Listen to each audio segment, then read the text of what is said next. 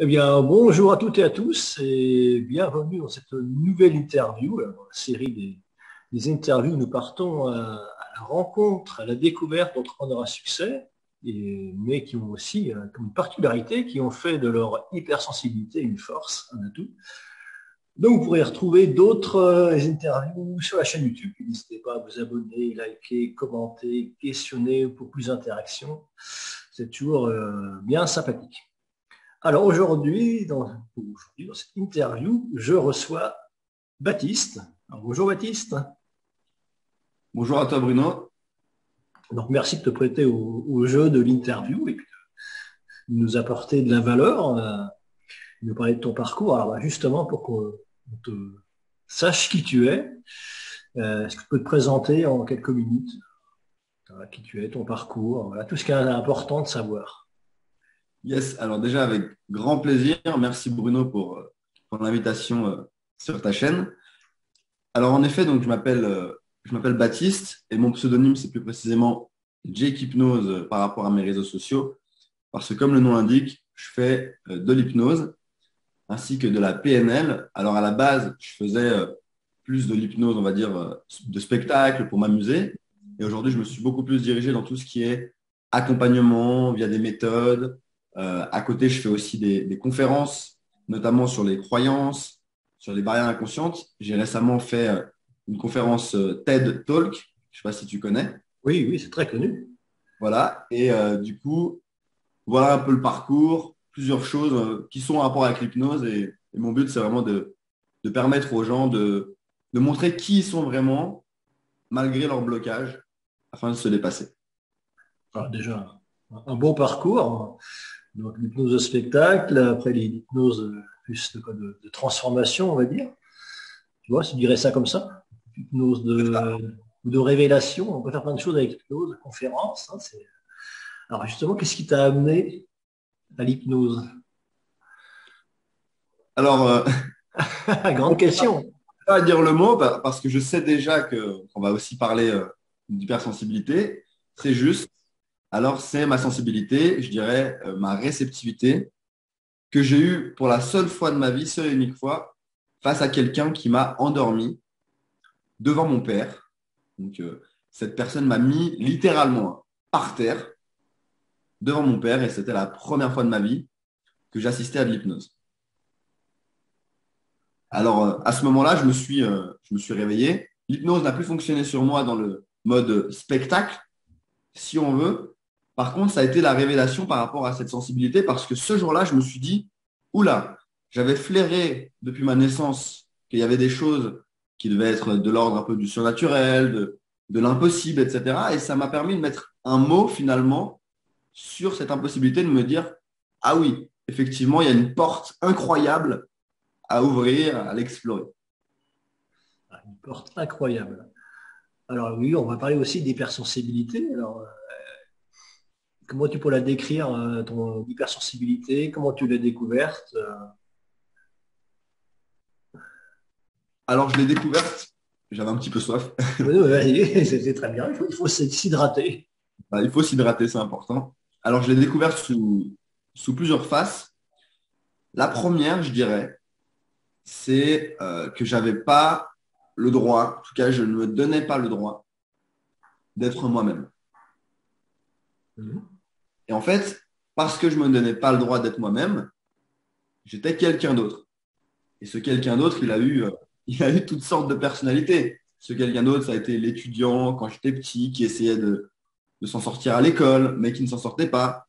Ça a été un type en couple qui était amoureux, mais qui n'était quand même pas lui-même, donc qui découvrait l'amour sans pour autant savoir qui il était. Ça a été un type, donc toujours moi, qui travaillait dans une entreprise, sans savoir aussi quelles étaient ses envies, qui se retrouvait dans un monde, un nouveau monde, on va dire, un peu de business. Et en fait, ce qui s'est vraiment passé, c'est que toute cette période, j'avais l'impression que si je décidais d'être moi, j'allais me mettre en danger. Ah, être soi, c'était être en danger. C'est ça, c'est ça. Alors, Et du coup, la sensibilité, donc par rapport à ça, comment elle s'est manifestée?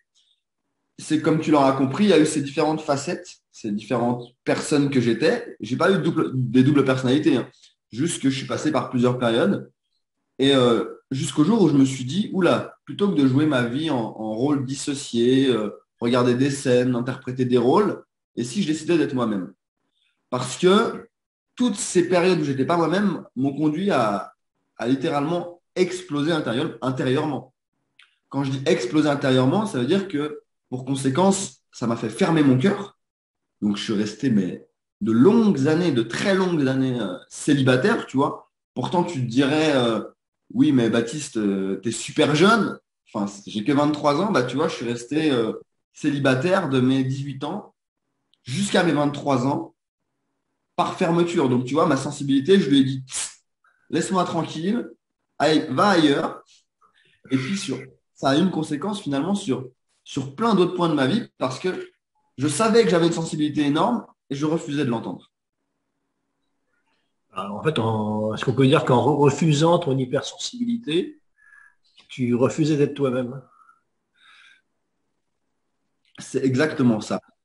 C'est exactement ça parce que du coup, finalement, tu vois, on a nos cinq sens où on peut ressentir des choses, voir des choses, comprendre des choses, entendre des choses, goûter des choses. Enfin, il y a toutes sortes de sensations. Bah, finalement, toutes les sensations, un peu comme, parce que j'aime beaucoup la musique, bah, dans ma vie avant, quand on me demandait, mais est-ce que tu aimes cette musique? Qu'est-ce que tu préfères? J'étais un peu le type qui va dire, ah, mais ouais, je peux tout aimer en fait. Mais pourquoi? Parce que je ne savais pas ce que j'aimais pas.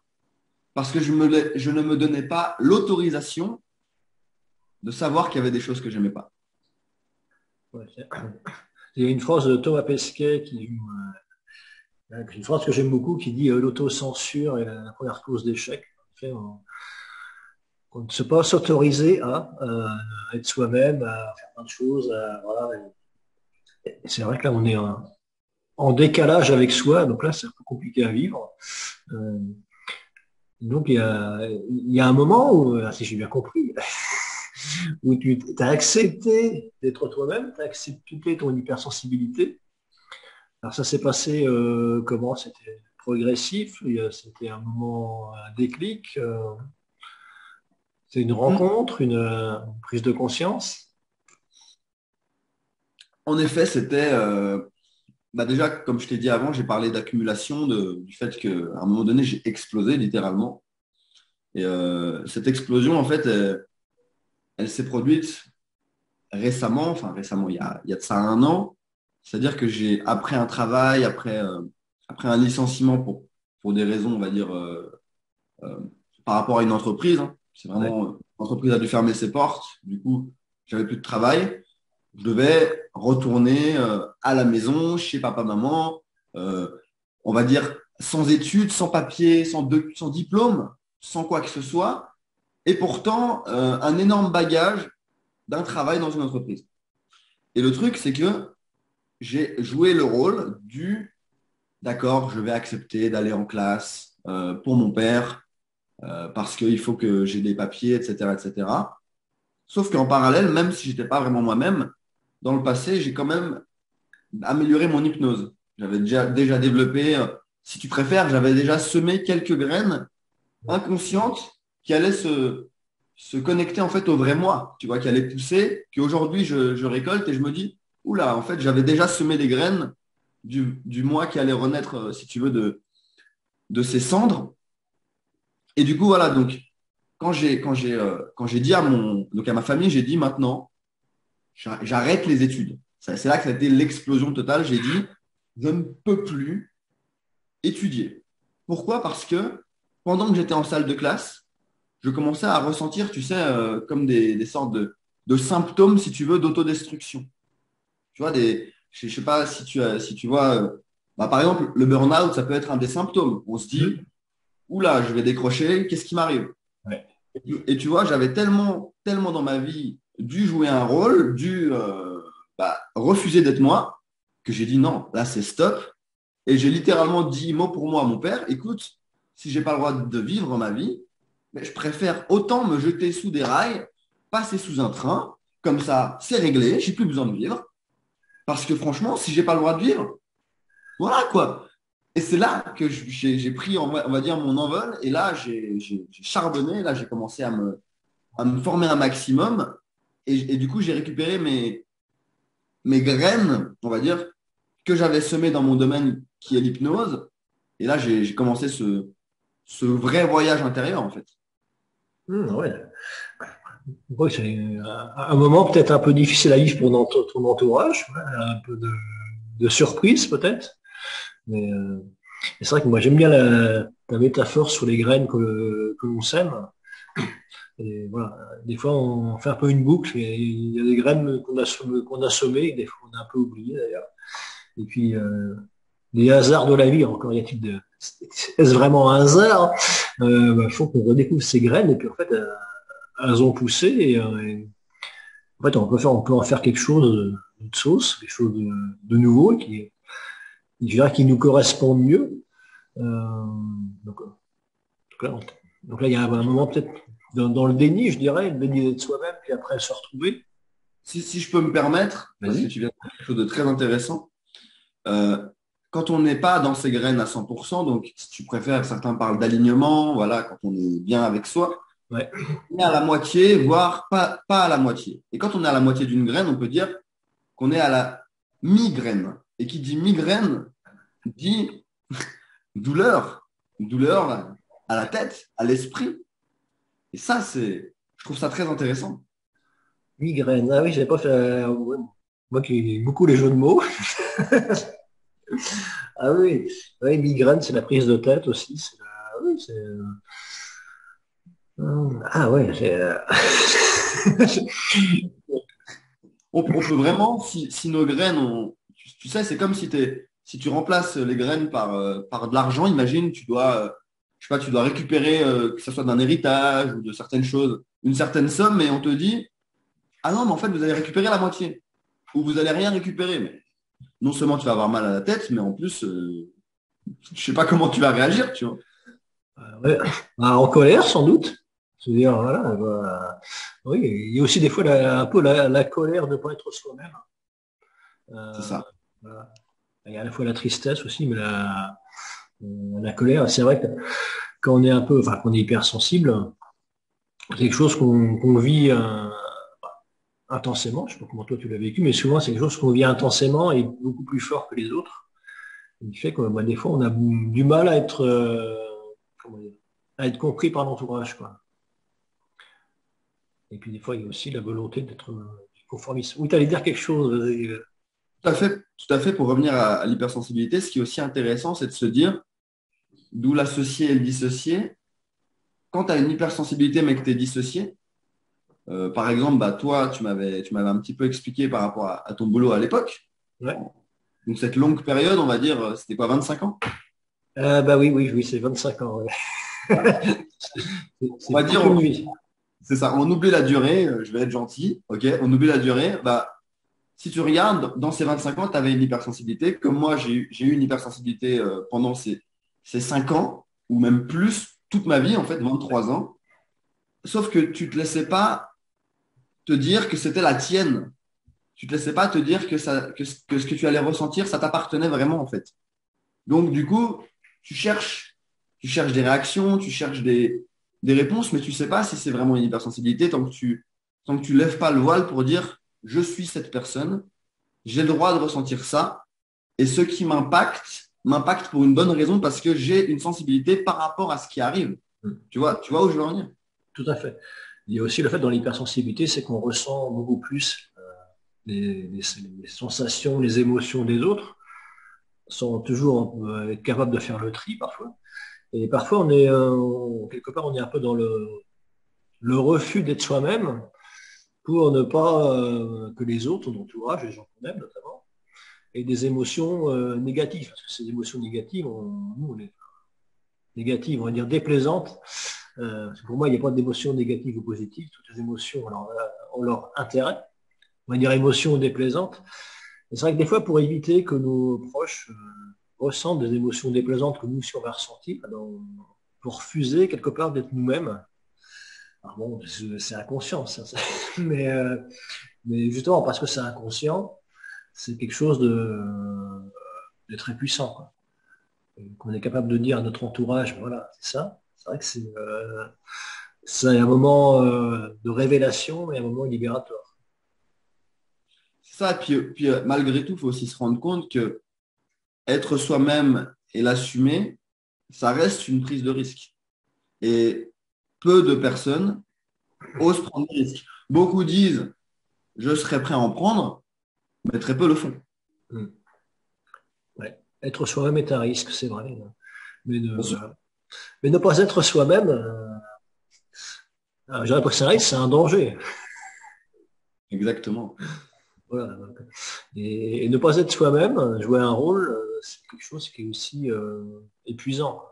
Parce que jouer un rôle tout le temps, même si inconsciemment, bah, voilà, ça suppose une suradaptation, c'est-à-dire une adaptation au détriment de ses besoins. Donc là, oui, c'est quelque chose qui peut être fatigant, qui peut mener au burn-out, voilà. Mais le burn-out, c'est pas que dans le domaine du travail, hein, ça peut être dans le domaine familial, encore, soit une burn-out parental, maternelle, paternelle, enfin, bon, ça peut être dans plein de choses, hein, le fait de jouer un rôle. J'avais un ami justement qui me disait, et d'ailleurs je l'ai rencontré récemment, mais on a super bien matché. Voilà, c'est un mentaliste qui est super, super chaud. Et justement, il me disait, parce qu'il est authentique, etc., tu vois, il s'en fiche que son audience, enfin, c'est pas parce qu'il a une grosse audience, ou c'est pas, il s'en fiche en fait de la taille de son audience, pour lui, ça va pas l'empêcher d'être lui-même.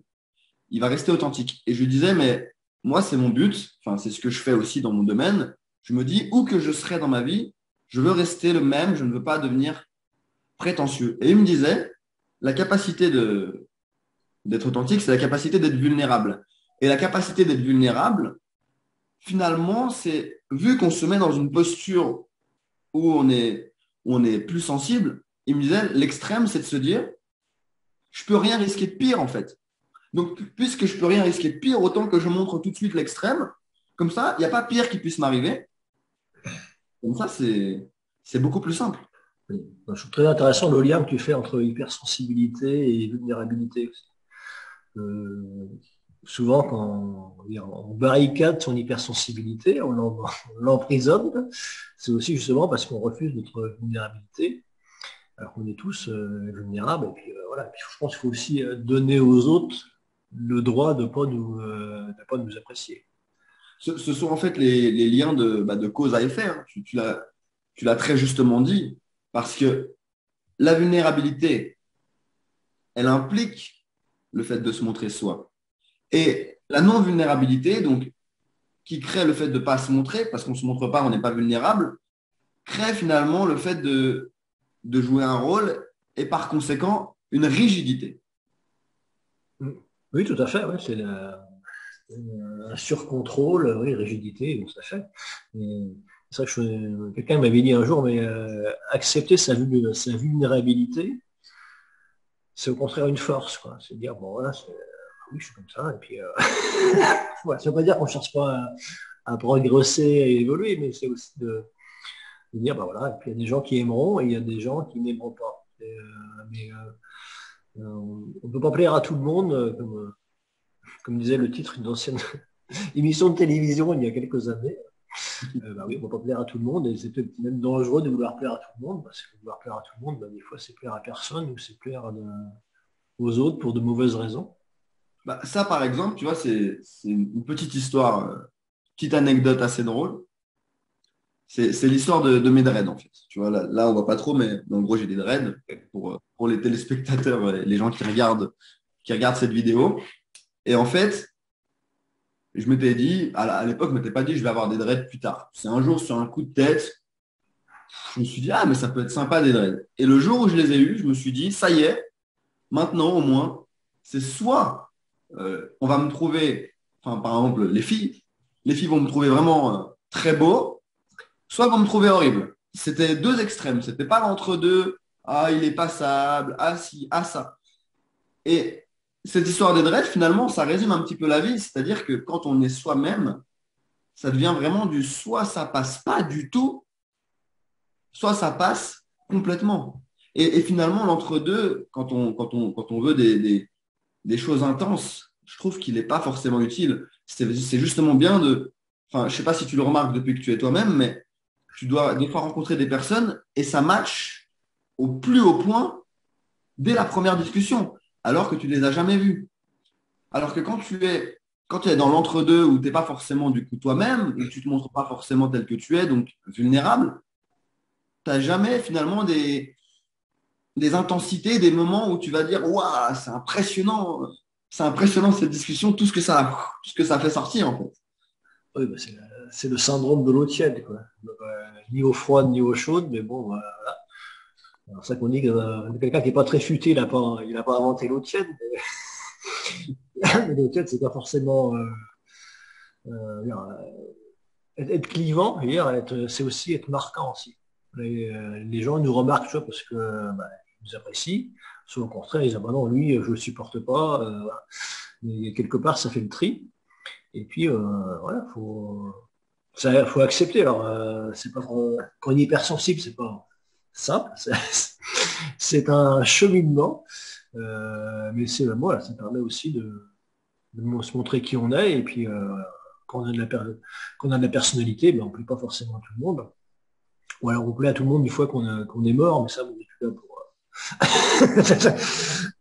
Voilà. Les cimetières sont remplis de gens formidables, comme on dit.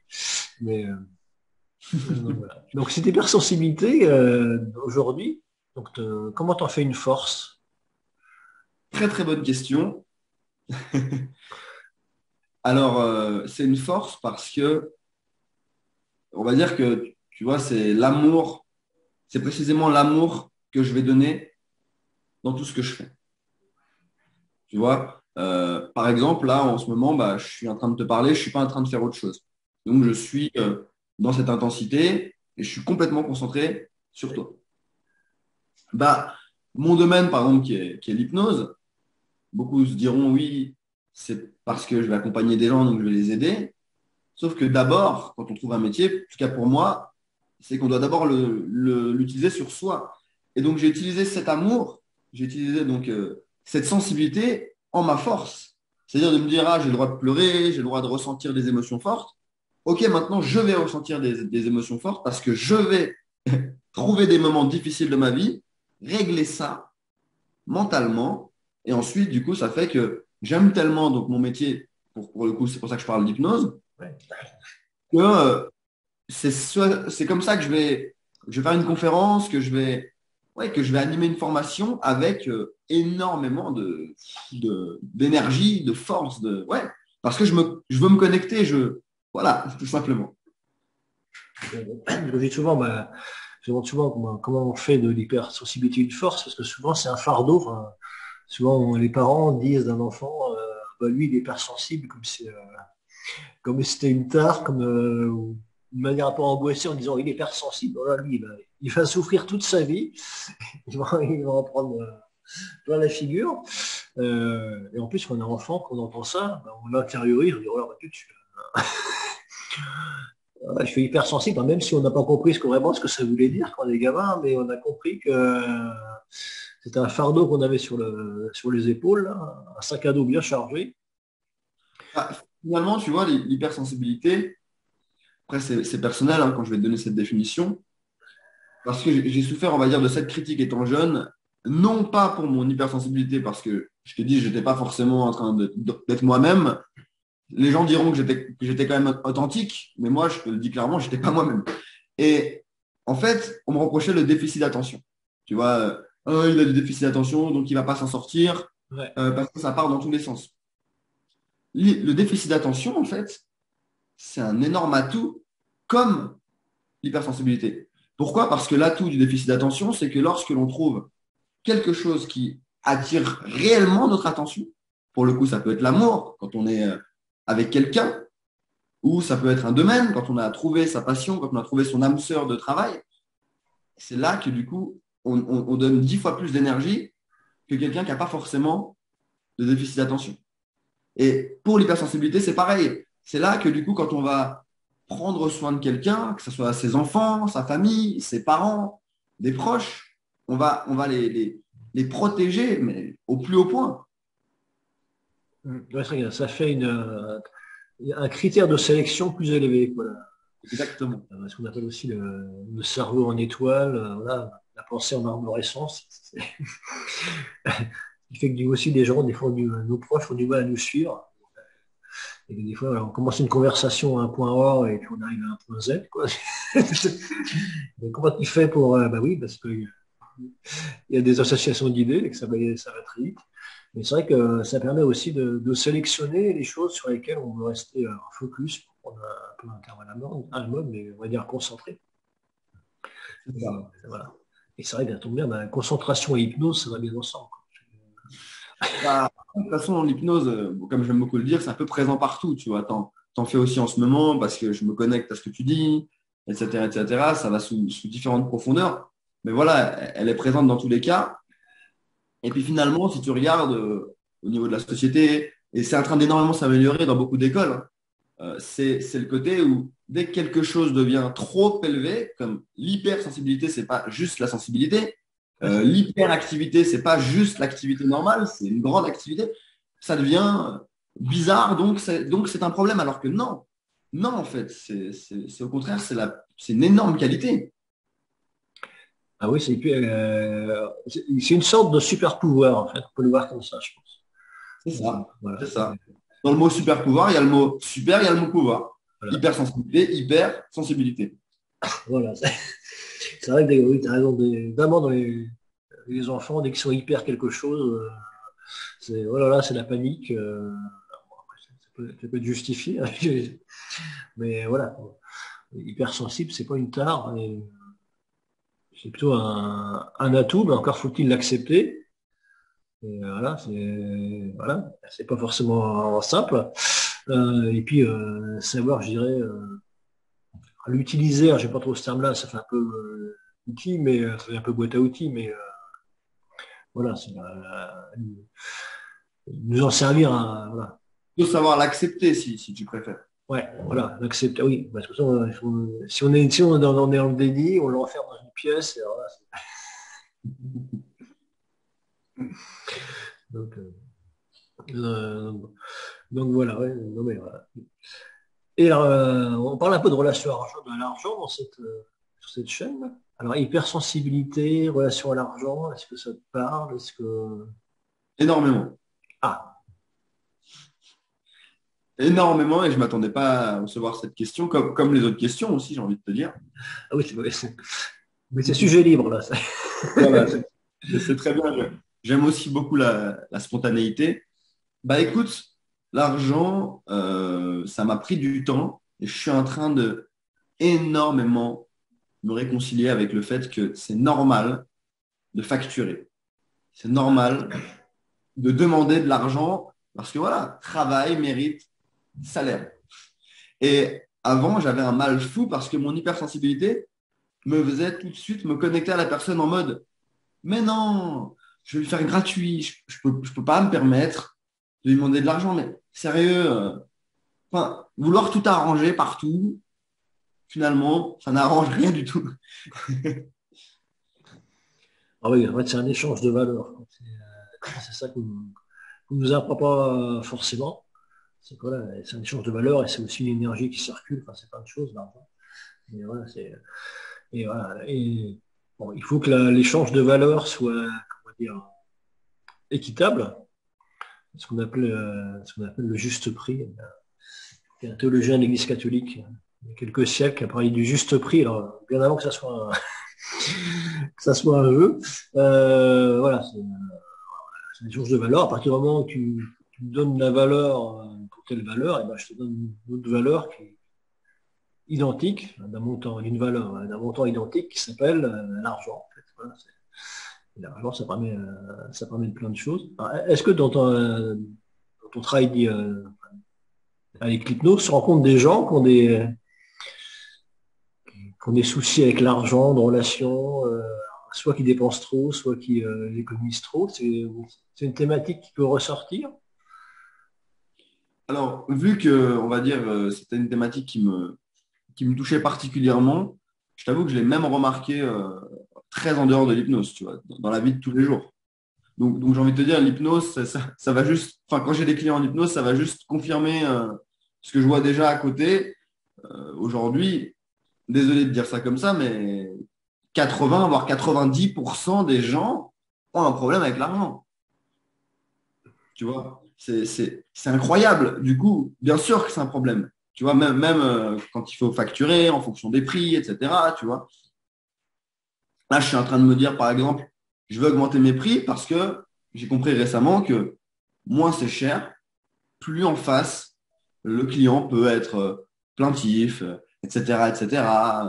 Ouais, enfin, en fait, il y a vraiment quelque chose avec l'argent qui fait que pratiquement tous les gens, s'ils n'ont pas une certaine somme, ils ont un problème avec l'argent. Donc oui, c'est quelque chose, c'est quelque chose. Oui, l'argent qu'on donne, c'est aussi la valeur qu'on est prêt à attribuer à un service. Et là, moi, il y a une idée une image qui me vient, c'est qu'il y avait un grand concertiste classique, comme si c'était un violoniste ou un pianiste. Voilà. Et donc, quand il joue dans les salles de concert, le prix des places est assez élevé quand même. Et une fois, il a joué dans une station de métro à New York, je sais pas trop. Enfin, voilà. Et en fait, les gens ne s'arrêtaient même pas, quoi. Les gens n'avaient pas reconnu que c'était un très grand concertiste et ce qu'ils entendaient, c'était le summum de la musique classique. Alors, bon, il y a des gens qui s'arrêtaient, qui écoutaient quand même, mais voilà, c'est le même concertiste dans une station de métro ou dans une grande salle de concert, eh ben, en fait, on n'a pas eu accordé la même attention, la même écoute et d'une certaine manière la même valeur, quoi. Donc voilà, quelle valeur on est prêt à accorder aux choses. Voilà. C'est vrai que le prix, c'est important. Ouais. C'est très, très important et ça montre aussi la sensibilité, tu vois, parce que quand il s'agit de facturer, les gens en général ont moins de problèmes que quand il s'agit de dépenser, tu vois. Et j'ai l'impression que finalement, quand on est hypersensible, même si j'aime aussi penser qu'on l'est tous, mais qu'il y a très peu de gens qui acceptent leur hypersensibilité, donc on ne dit pas qu'ils le sont, alors on va avoir naturellement du mal à facturer en fait. Parce qu'on va se dire, mais est-ce que je peux lui demander autant? Ouais. Ouais, mais Voilà. il y a aussi la personne dans une entreprise qui pourrait avoir une promotion et quelque part, qui va la refuser, quoi. C'est-à-dire, ah non, est-ce que je suis capable de faire ça? Est-ce que j'accepte de gagner autant? Voilà, il y a aussi des problèmes de loyauté dans la famille, notamment. Mhm. Et voilà, quelque part, si je m'extrais de la strate sociale d'où viennent mes parents, est-ce que ça va poser un problème de loyauté? Voilà. Il y a plein de choses. L'argent, c'est un support. Et il y a plein de choses qui se posent dessus, je dirais. Et voilà, il y a la valeur qu'on se donne, la loyauté avec la famille, l'estime de soi, plein de choses. Donc, d'où l'intérêt aussi de travailler dessus. Et puis, quand on travaille sur une thématique, eh ben, en fait, ça ouvre d'autres portes sur d'autres thématiques. C'est ça, exactement, parce que finalement, l'argent, si tu regardes, c'est neutre.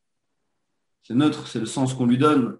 Pourquoi il y a des gens qui vont avoir autant de facilité à dépenser 1000 balles, voire 10 000 balles, que d'autres qui vont dépenser 100 balles. Tu vois. C'est complètement abstrait parce que c'est quelque chose de neutre et que ça va vraiment dépendre des comportements et de la mise en situation de la personne. Oui, tout à fait. Voilà, il y a plein d'autres choses sur l'argent. Et on est comme dans l'hypersensibilité, il faut aussi l'accepter. Après, il faut pas en faire un dieu. Hein. On est d'accord, on n'est pas là pour dire que pour de l'argent, il faut tout faire. Il y a aussi Bien sûr. une cohérence personnelle. Je vais te donner un exemple qui me revient comme ça d'hypersensibilité par rapport à l'argent. Par exemple, quand je me retrouve des fois avec un ami, par exemple, dans un tabac, et on s'achète, je sais pas, une boisson et puis des barres chocolatées, moi, je vais lui offrir sans souci, je vais pas compter, voilà, je prends ça, ça, ça, tiens, c'est cadeau. Par contre, quand on va m'offrir, je vais me rappeler, mais quasiment éternellement, de la quantité qu'on m'a offert, du prix que ça a été. et je me dis, oh, merci. Et en fait, ça reste un réflexe, peu importe la situation financière de la personne, et presque à me dire, non, mais ne m'achète pas autant de trucs là, alors qu'en fait, la personne, c'est 3 barres chocolatées, quoi, mais juste, après, c'est calculé parce que la sensibilité, elle dit, ah, mais c'est trop gentil, en fait. Ouais, c'est la capacité à recevoir. C'est ça, c'est C'est ça. aussi beaucoup de choses, hein. On va voir ça à Noël, hein. Il y a plein de gens qui vont dire, ils vont recevoir un cadeau, qui vont dire, ah bah non, fallait pas, machin. Ah oui, mais bon. Voilà, la capacité à recevoir, c'est important aussi. C'est très, très important, la capacité à recevoir. Alors, Baptiste, si on veut te retrouver, on te retrouve comment? Sur les réseaux sociaux? Alors, il y a plusieurs choses. Donc, pour ceux qui sont sur Instagram, alors sur Instagram, c'est baptiste.jake. Donc, Jake, comme c'est écrit ici, Jake. Donc, Ouais, baptiste.jake. Ensuite, sur YouTube, comme c'est écrit ici cette fois-ci, exactement, Jake Hypnose. Et sur Facebook, Baptiste Jacques ou Jake Hypnose, voilà. voilà. Instagram, YouTube, Facebook. Voilà. On peut te retrouver sur les réseaux sociaux si on veut en savoir plus sur toi. Alors, j'espère que cette interview a donné envie d'en savoir plus. Voilà. En tout cas, alors, est-ce que tu as eu des recommandations de podcasts, je sais pas, de vidéos, de choses comme ça qui t'ont aidé ou de livres, bien sûr? Alors, dans mon système, on va dire, de perception, je suis très connecté à l'instantané dans ce qui me touche maintenant. Ouais, Ce qui me touche le plus en ce moment, c'est Idriss Aberkan. oui. Oui, je l'avais vu en conférence il y a 2, 3 ans, je Ouais, crois. Ouais, donc on avait sorti son livre Libérez votre cerveau. c'est ça qui est incroyable.